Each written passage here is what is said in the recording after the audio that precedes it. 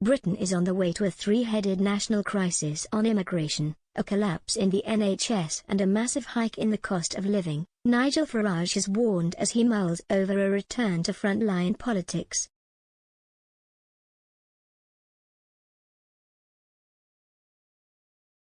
The former Brexit Party leader turned lead presenter on GB News told the Sunday Express that he is receiving daily pleas in his email box to return to the political scene.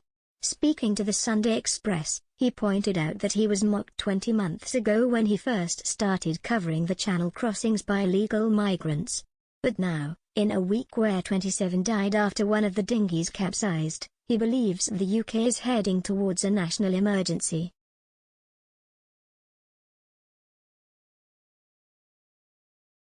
He said, "I think it is possible that by the spring or summer of next year the Channel crossings by migrants, will become a national emergency."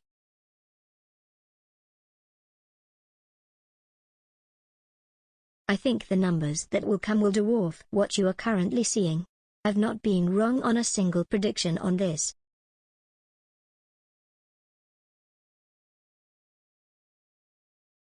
He went on, "We are heading for a national crisis. There are three key areas of our national life right now: the migration crisis, the looming health crisis and the cost of living. Those three issues trump everything."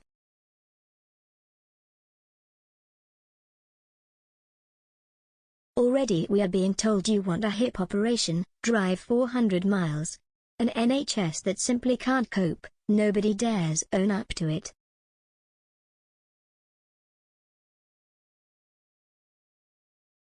"Inflation is a disease of money caused by government. This government is borrowing and borrowing. Even a Conservative budget foresees a deficit of £100 billion next year. Addiction to asset pumping, the rich getting disproportionately richer. Nobody in Westminster seems to get it."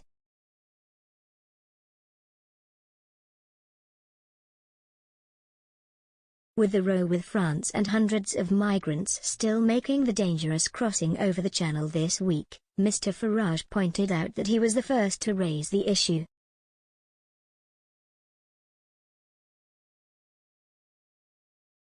"I have been on this for 20 months. When I did my first YouTube film, I went to visit the South Coast to start to raise awareness of it. I've been on it almost every day since."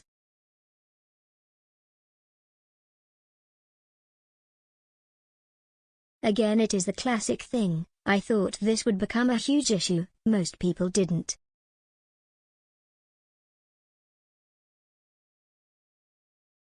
A Sunday Times journalist wrote a piece to say Nigel Farage is deeply seeking a new role. "It's sad to see how out of touch he has become."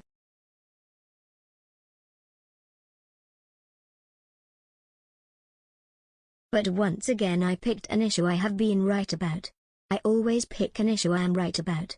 I could see 20 months there was a big sign on the white cliffs of Dover: everybody welcome, you won't be deported."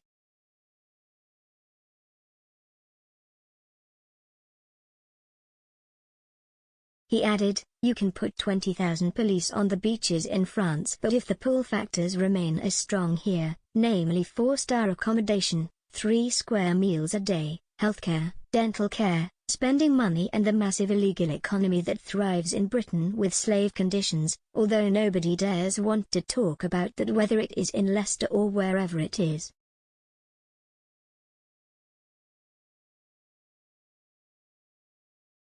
He believes that the Prime Minister and Conservatives only paid lip service to the issue during the Brexit referendum and 2019 general election to get votes, branding their concern utterly insincere.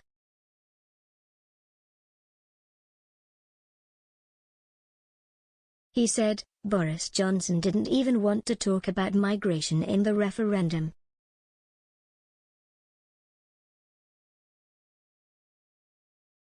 In the end he was forced into it. There was a wonderful cartoon of me drinking a pint of Australian points and him and Michael Gove going into the bar and saying we'll have what he's drinking."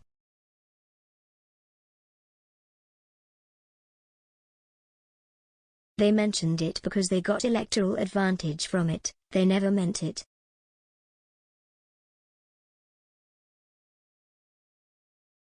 This is the Prime Minister who supported for amnesties for all the illegals when he was Mayor of London. This is the Prime Minister who said, "Isn't it marvellous now we have got control back over immigration isn't reducing numbers."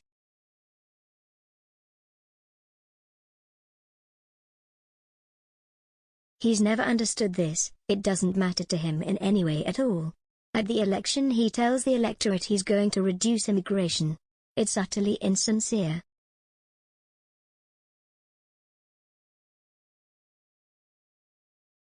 Mr. Farage said that he would offer to help, but they would never accept it.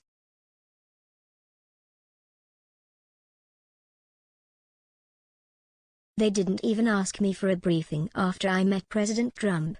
They are not interested in the national interest, just the party interest.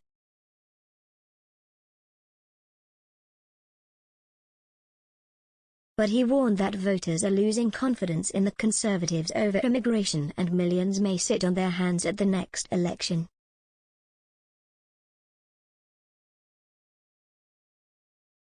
The majority of Leave voters, the vast majority of Conservative voters see immigration as an absolutely defining issue, and he hasn't got a clue how to do this.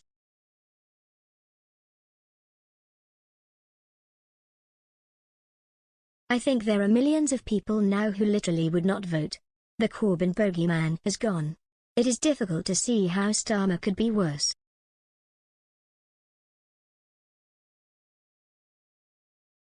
They are not taking advantage of Brexit. We have got our country back, but we have not changed politics for good.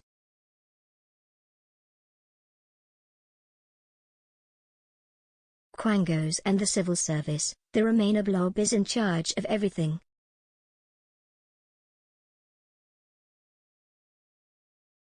He describes himself as a radical in the style of 18th century radicals who wanted to bring change.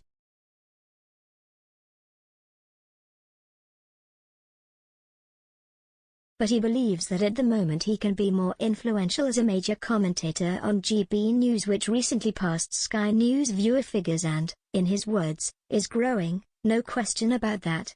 I feel like I can influence things in that way.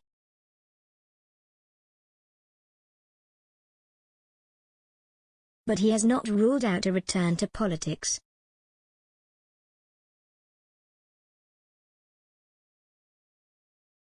Never say never. I am going to think about it. I get emails every day from people who want me to come back. I had 30 this morning.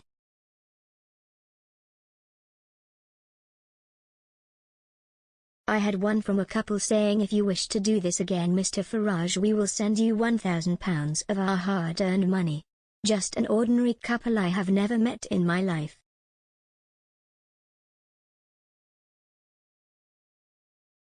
I have also had some big donors who are more conservative backers than UKIP backers by history, who are saying this is not a government that believes in the free market, not a government that stands up for the small guy, and will you consider a return?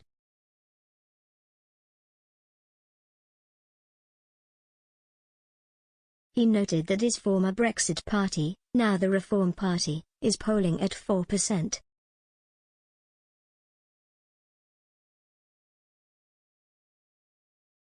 It's amazing given that the brand name isn't even established yet.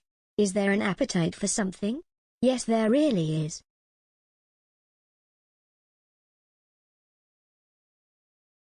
He added, there is general disappointment.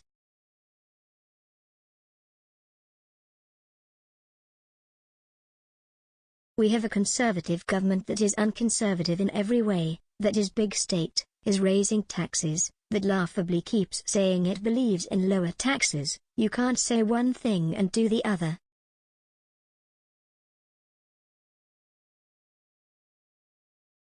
Even deeper than that, the question is that it is motivated by followership, not leadership. It is utterly rudderless.